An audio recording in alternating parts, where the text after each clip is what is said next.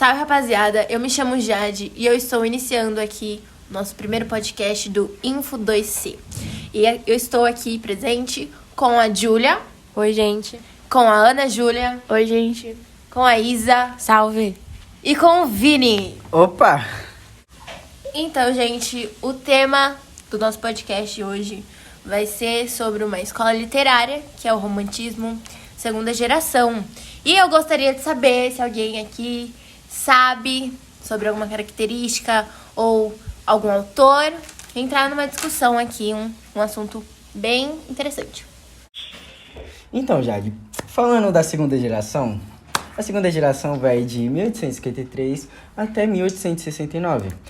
É conhecida também pelo nome de mal do século, ultrarromantismo ou até de geração byroniana.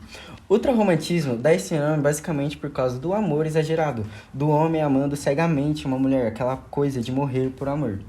Geração byroniana é por conta do Lord Gordon Byron inglês, que ajudou bastante na produção do romantismo aqui no Brasil. Então, falando das características também, temos a morbidez, que é o desapego, morte, pessimismo e dúvida. É aquela coisa do poema mostrar a tristeza do personagem. Também é o subjetivismo e o egocentrismo. E uma das características que o Vini esqueceu de citar também tem a idealização amorosa, que é a projeção de uma mulher perfeita, onde entra o sofrimento dos homens, né? E aí que levava também a depressão, que é um dos temas principais da segunda geração, que é muito perceptível nos poemas e nas prosas ultrarromânticas. E aí onde entra também a tendência a fugas da realidade, que é onde o homem tem uma desilusão amorosa e aí ele sente o desejo de fugir da realidade, de formas diferentes, como a morte, ou também por meio da exaltação da boemia desregrada, que é como se a pessoa não tivesse uma vida saudável, digamos assim. Ela só bebia, dormia e não tinha mais vontade de viver a vida de uma forma boa. A Dília e o Vini citaram características que eram também vistas em poemas da época. E quando a gente fala de romantismo e da segunda geração, não podemos esquecer dos diversos autores desses poemas, sendo um deles o principal, Álvares de Azevedo, que nasceu em 1831 e morreu lá por cerca de 1852. Ele foi um poeta, contista e brasileiro que influenciou na literatura do romantismo da época, no caso, na segunda geração dela. Mesmo tendo vivido apenas 20 anos, o autor marcou a nossa história e seu universo literário sombrio e melancólico. Eu imagino que alguém conheça algum dos poemas dele e se alguém quiser citar entre a gente, fica à vontade, porque basicamente foi isso. Então, o Álvares de Azevedo, ele tem diversos poemas e tem uma prosa que se chama Noite na Taverna, que ela é bem usada em vestibular, né? Não sei se vocês já fizeram o Enem, o FUVEST. Que também cita até na Unicamp, que até hoje é utilizada na Unicamp. E também tem uma peça, não sei se vocês já viram, que é uma peça teatral, que é Macarion. Inclusive, eu já vi um pouco sobre esse livro, Noite na Taverna. É bem pesado, né? Qualquer um que consegue assistir, que consegue ler, né? Que consegue ler. Porque fala muita coisa, pedofilia, tem até necrofilia, Sim, assassinato. No romantismo, eles são desse jeito, assim, uma coisa bem pesada. É. E o poema, eu conheço 3 poemas do Álvares de Azevedo. Um deles é Adeus Meus Sonhos, o outro... Esse eu conheço. Conhece, né? Ele é bem famoso. E tem o Se Eu Morresse Amanhã, que ele fez alguns dias antes dele morrer. E também, não sei se vocês conhecem, um poema que eu vi, assim, passando esses dias na internet. Eu achei bem interessante comentar aqui com vocês, caso vocês conheçam, que é o Minha Desgraça. Eu conheço esse poema Minha Desgraça, eu posso citar? Por favor. Minha desgraça não é ser poeta, nem na terra de amor não ter um eco. E meu anjo de Deus, o meu planeta, tratar-me como trata-se um boneco. Não é andar de cotovelos rotos, ter duro como pedra o travesseiro. Eu sei, o mundo é um lodaçal perdido, cujo sol quem mudera é o dinheiro. Minha desgraça, ó cândida donzela, o que faz que o meu peito assim blasfema?